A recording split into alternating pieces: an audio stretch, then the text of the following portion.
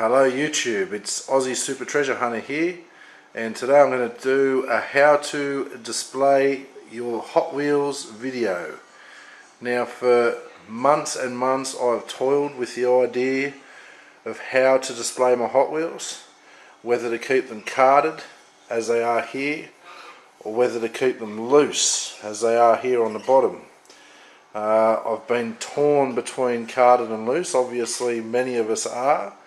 And I think I've come to the conclusion that I prefer to keep them stored carded, as you can see, storage space wise, having them carded is a lot easier to store. So today in the how-to video I'm going to show all you Hot Wheels collectors out there how to make your own portable Hot Wheels display piece using just cheap materials that I've bought from the local hardware shop.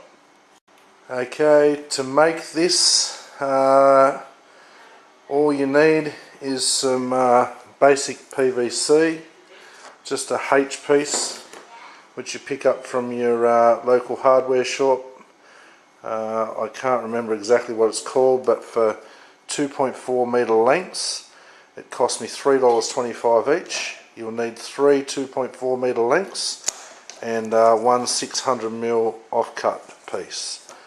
You'll also need cutting material. I just use a cheap kitchen knife, a cutting board if you're using something internally inside to cut with, some scissors, double-sided tape, a tape measure, some Gorilla Grip glue, a pencil, a damp cloth.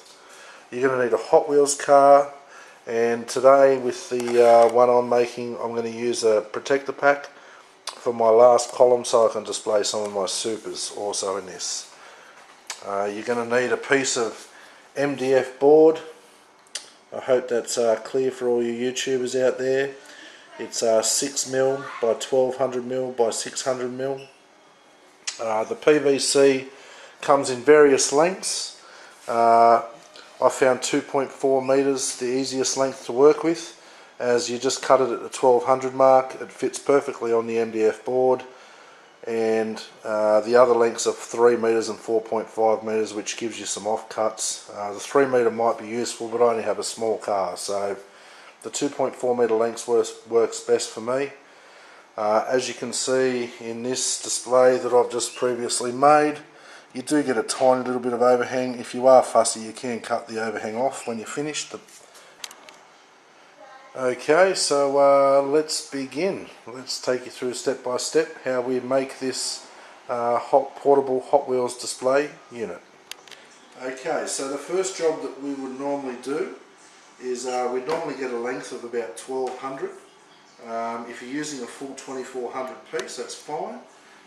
And we just simply get the PVC and a pencil and our tape measure. Now I set the tape measure up at about 700mm, and I just line up the PVC on the tape measure, and I put a mark dead on the 600 line, which, as you can see, this one's already been cut to 600.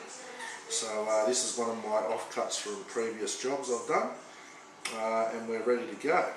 Okay, so now with a damp cloth, all we're going to do is we're just going to run a little bit of damp cloth along the back of the PVC.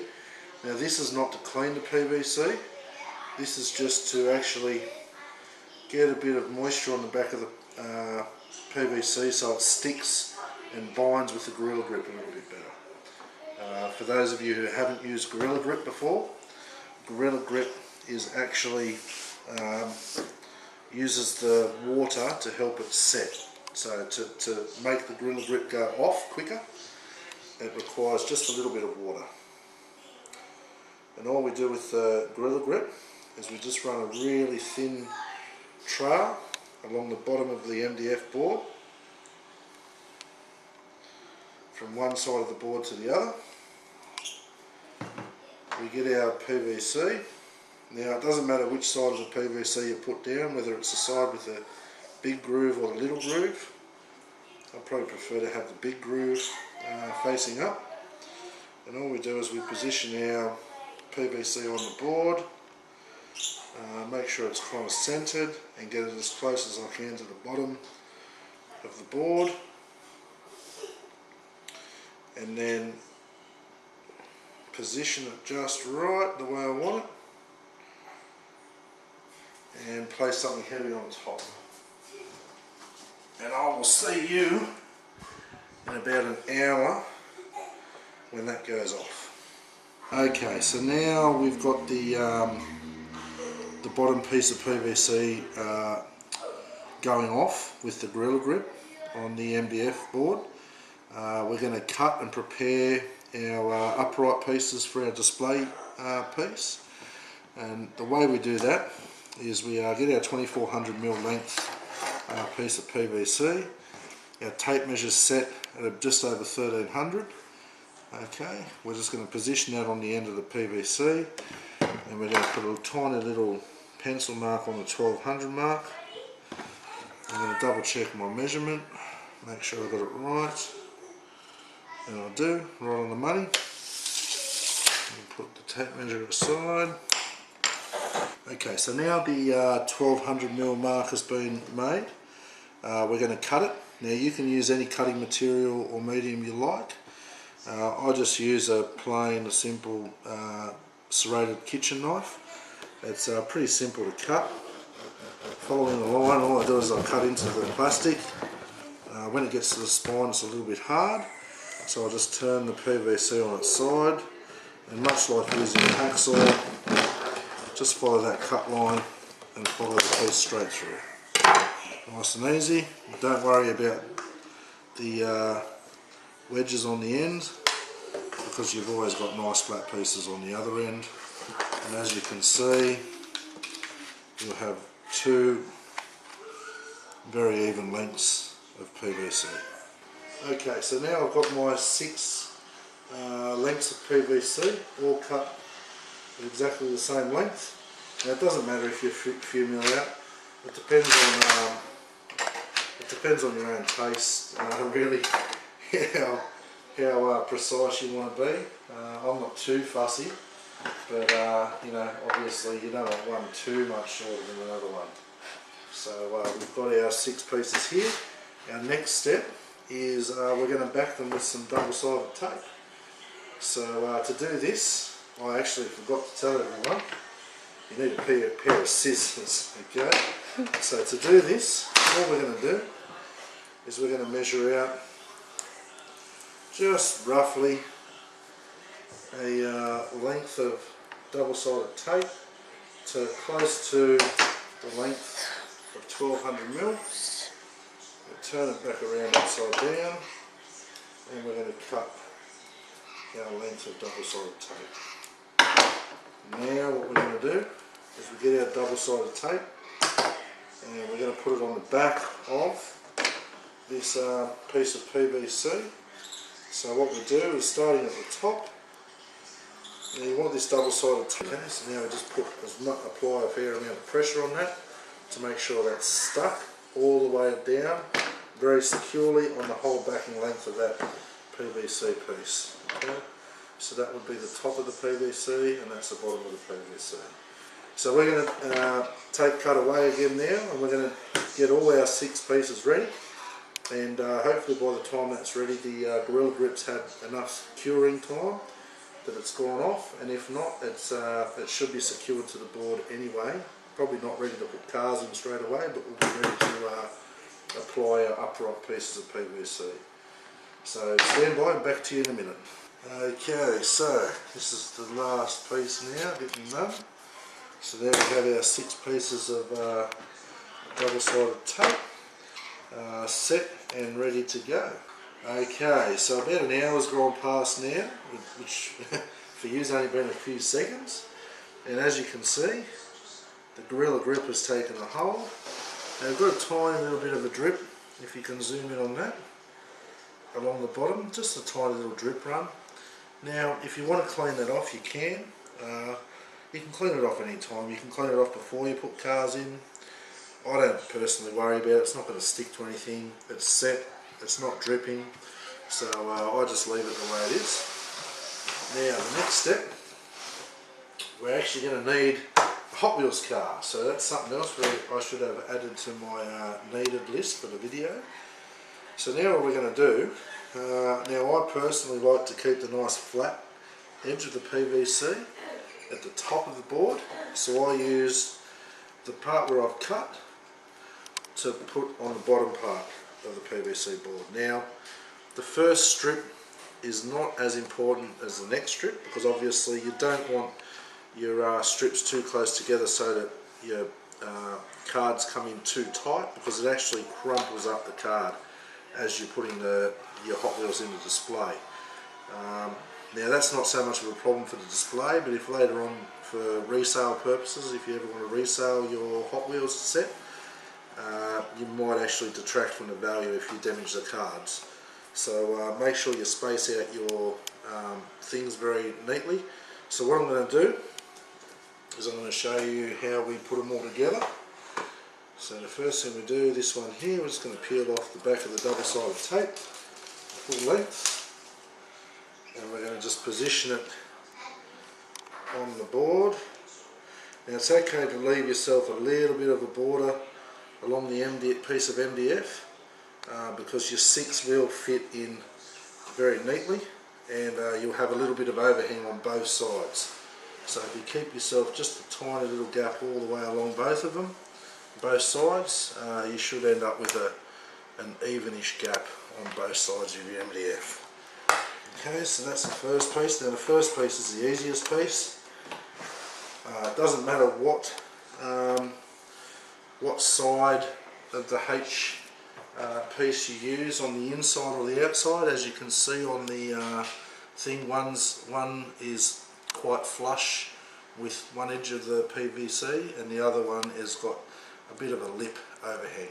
It's not really critical, as long as your card slots in there nice and easy.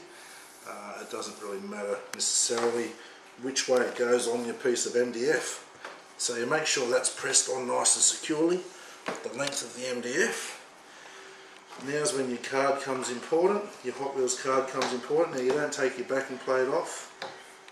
If you can see the PVC, every now and again it's not 100% straight. So what you have to actually do when you're positioning your PVC on your board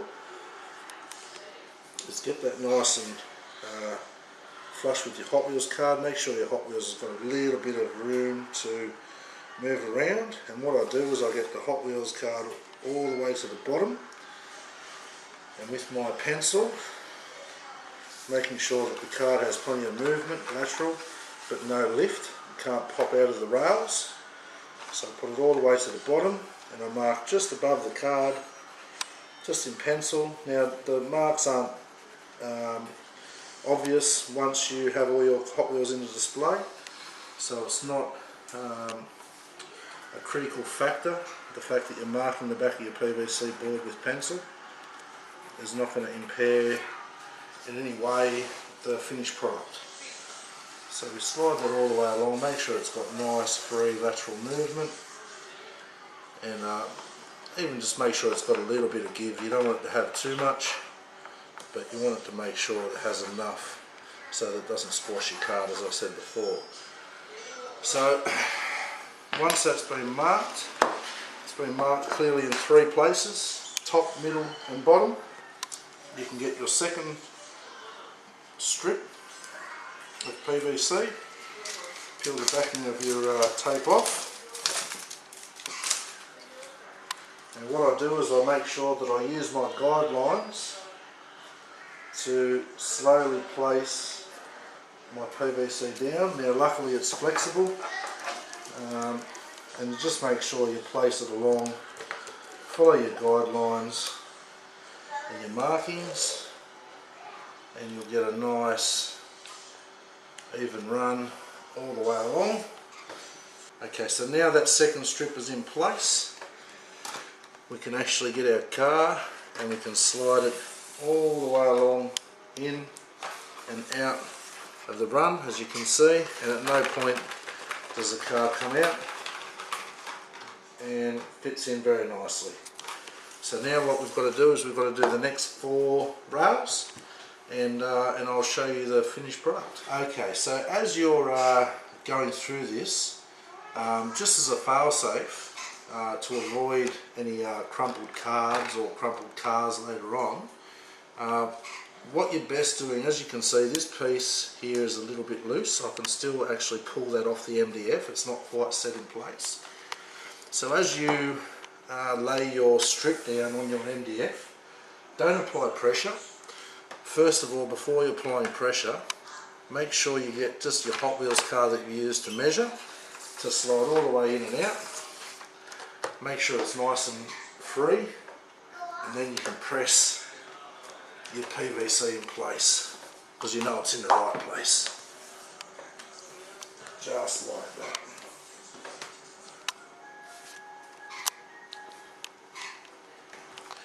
Okay, so the last one has been put in place.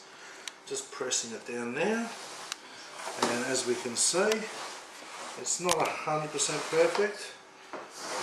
You're always going to get, there's a little bit thicker border there. Now I think it's important to start close on this edge, because sometimes when you're measuring these lines they don't end up dead straight. As you can see, the PVC is not 100% straight, so you can see the edge on the side, this side is a little bit narrower than the bottom edge, so give yourself plenty of room to go the full width of the MDF board, because as you can see, car in, car out, car in, car out, car in, car out. We've got all 5 of our columns very nicely spaced. The car goes in and out very easily, and we now have our display piece ready to load up full of Hot Wheels. And I think the best thing about this method of displaying your Hot Wheels is not just the fact that you get to see so many cars in such detail, but this is actually a portable display. So by the time your wife gets sick of seeing it in the dining room or up the hallway or in the bedroom, wherever you decide to put it, you can always move it into the garage where your wife won't have as many issues with it. So thanks for watching, guys. Make sure you leave a like and subscribe. If anybody has any suggestions or any videos that they want me to make on how to display your Hot Wheels, please leave suggestions in the comments below, and I'll try to do my best to fulfill those things for you guys. So peace out, guys. Thanks. Okay, so here we are, guys. The completed version of my new built portable Hot Wheels display set. As you can see, there's quite a lot of cars on there, so if you did go on a bigger MDF board, you might run into trouble with your bottom rail. You can vary it up a bit like I have done here with the supers in their protector packs. But yeah, all your cars display on there beautiful. I can probably fit one more car here. If you go 5 rows of cars, you get between 95 and 120 cars, depending on the width, obviously, of the cars that you're putting in. You know, you've got some narrow ones and thick ones. So there you go, guys. Make sure you like and subscribe to the channel. If there's any suggestions, or you want to leave any comments down the bottom, or you want to see me do anything else, just let me know. I'm happy to. I love these little things, and I'm sure all you guys do too. So peace out, guys. Hope you enjoy the videos, and I'll keep posting more. Good luck with your treasure hunt, guys. Peace out.